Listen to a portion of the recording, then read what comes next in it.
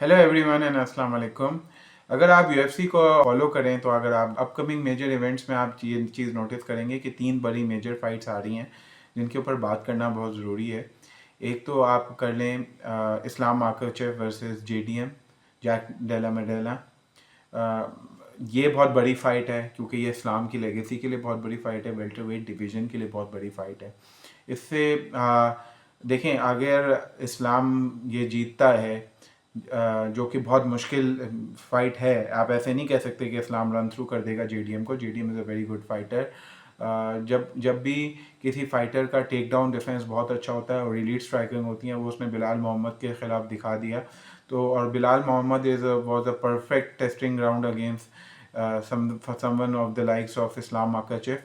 से लड़ने से पहले बिलाल मोहम्मद से लड़ना एक काफ़ी अच्छी प्रिपरेशन है और उसको अब पता है कि उसको क्या करना है। काफ़ी चीज़ें हैं।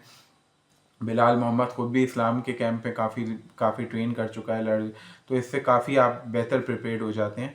बट ये है कि इतना आसान नहीं होगा, ये बहुत मुश्किल फाइट होगी। बट इस्लाम माखाचेव के पर्सपेक्टिव से वो 2 वेट डिवीज़न का चैम्पियन बनता है।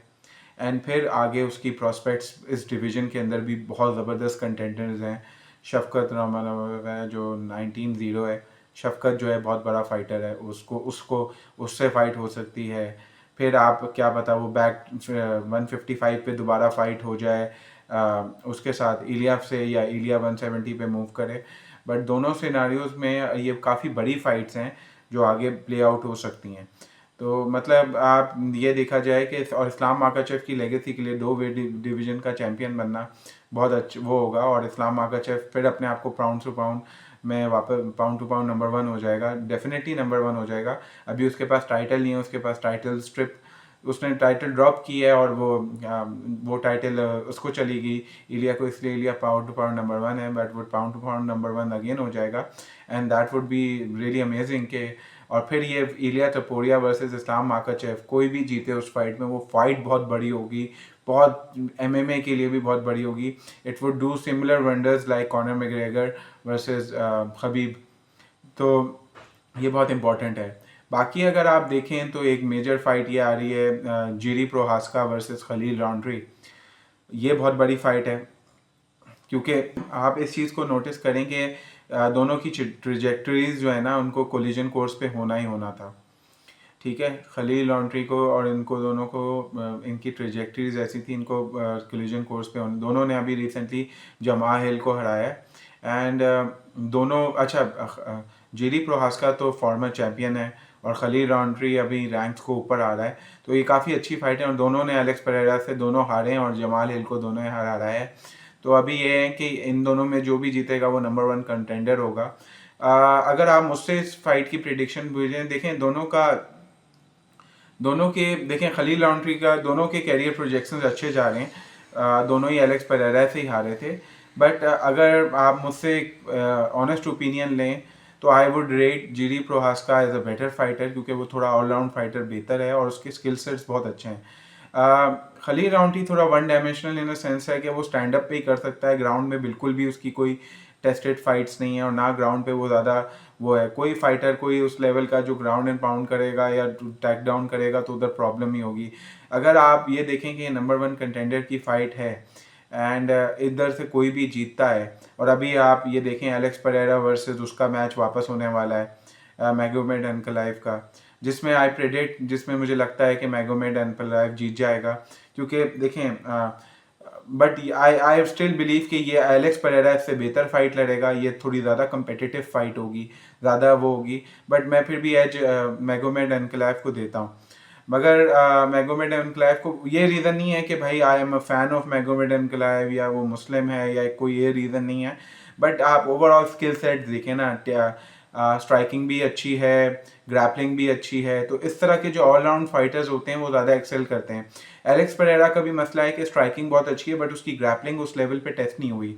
और मैगोमेड वो टेक डाउन डिफेंस कर ले तो वो अपनी स्ट्राइकिंग की गेम पे अपनी स्ट्रेंथ पे लड़ सकता है, वही होगा। बट सबसे इंपॉर्टेंट चीज़ है कि आप ये देखें कि अगर मैगोमेड एनकलाइव चैंपियन रहता है तो देखें, दोनों एलेक्स पेरेरा तो दोनों को हरा चुका है, जेरी प्रोहास्का और खलील रॉन्ड्री दोनों को हरा चुका है। तो अगर मैगोमेड एनकलाइव चैंपियन रहता है तो बेस्ट फाइट एलेक्स पेरेरा को अगर दोबारा हरा देता है तो बेस्ट फाइट उसके लिए जीरी प्रोहास्का ही होगी, और वो बड़ी ज़बरदस्त फाइट होगी क्योंकि स्टाइल्स मेक फाइट, इनका स्टाइल्स बहुत अच्छा क्लैश करेगा। खलील राउंट्री को मेरे ख्याल से I don't think Khalil Rountree would be much of a big threat to Magomed Ankalaev, but Jiri Prohaska का overall skill set that would be a very interesting matchup. फिर आ जाते हैं हम तीसरी अपकमिंग बड़ी फाइट पे, मिराब वर्सेस कोडी सैंडहेगन।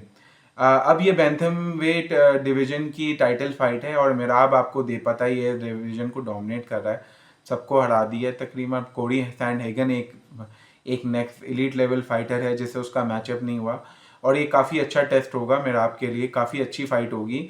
आप ऐसा नहीं कह सकते कि मिराब एक्चुअली जो मिराब जिस रन पे जा रहा है और सबको हरा रहा है, तो और जो उसका कार्डियो है और जो उसका मतलब जो जिस रन पे चल रहा है और जो उसका कार्डियो है और जो ओवरऑल डोमिनेशन चल रही है इस डिवीज़न की, वो ऑलरेडी इस डिवीज़न की गोट लिस्ट में आ चुका है, गोट में आ चुका है। तो द थिंग इज़ कि इस वक्त उसके खिलाफ प्रिडिक्ट करना कोई आसान नहीं होगा, बट कोडी सैंडहेगन को आप ये इग्नोर नहीं कर सकते in terms of skill set, वो एलीट फाइटर है।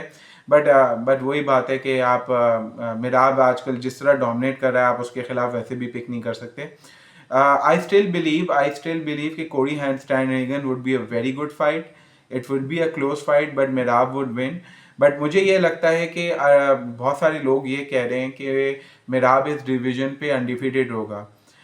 देखें, अगर मेरा मानना ये है कि उमर जो है वो रीमैच अगर होता है, एंड क्योंकि देखें रीमैच में काफ़ी चीज़ें क्लियर हो जाती हैं, कौन बेहतर है कौन नहीं, और पहली वाली फाइट भी बहुत क्लोज फाइट थी, ऐसा नहीं था कि मिराब ने डोमिनेट किया था।